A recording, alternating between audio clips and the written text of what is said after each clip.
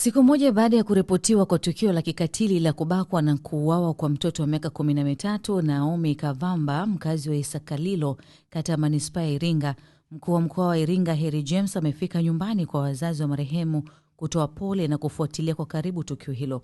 Akizungumza wakati wa mazishi ya mtoto huyo, Harry James ameagiza vyombo vya ulinzi na usalama kuhakikisha wanafanya uchunguzi wa kina ili kuwabaini na kuwakamata wote waliohusika na tukio hilo la kikatili, ili hatua kali za kisheria ziweze kuchukuliwa dhidi yao.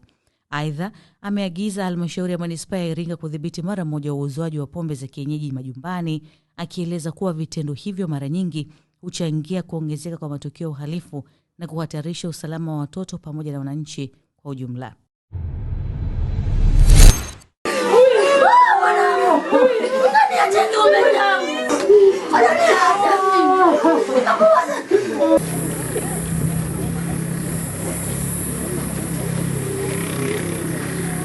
Sasa kamanda OCD, nataka huu mtaa huu na kata yote hakuna kulala, fukua pote.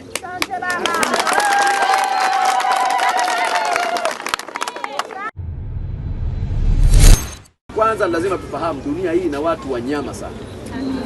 Dunia hii ina watu wanyama sana, na unyama walio nao hauna kiasi. Ni ukatili uliopitiliza.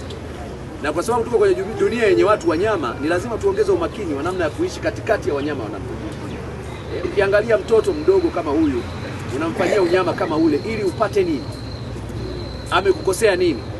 Hajakukopesha biashara yake, haujagombana naye, ni mtoto mdogo ambaye hana shughuli yoyote kusema tulishindana kwenye shughuli yoyote. Tunaelewana vizuri?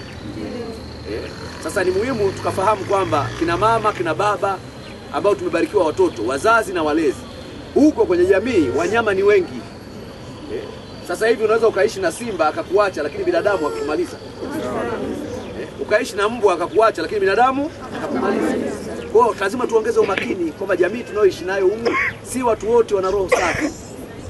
Tendo hili ni dalili ya kuonesha kwamba unyama unashika kasi. Lakini jambo la pili, inakuja kutukumbusha umuhimu wa kuwaangalia watoto wetu, kuwalinda watoto wetu, kuwajali watoto wetu. Kwa sababu tayari tumeshajua tumezungukwa na watu wenye nia mbaya, wenye nia ovu, watu wasio na upendo, wasio na huruma, watu wasiojali, watu wa binafsi. Ni muhimu sana kina baba, kina mama, wazazi na walezi kujenga utamaduni wa kuwalinda watoto. Na mara zote nimekuwa nikisema kwenye mikutano ya shule, mara zote nimekuwa nikisema kwenye mikutano ya wananchi,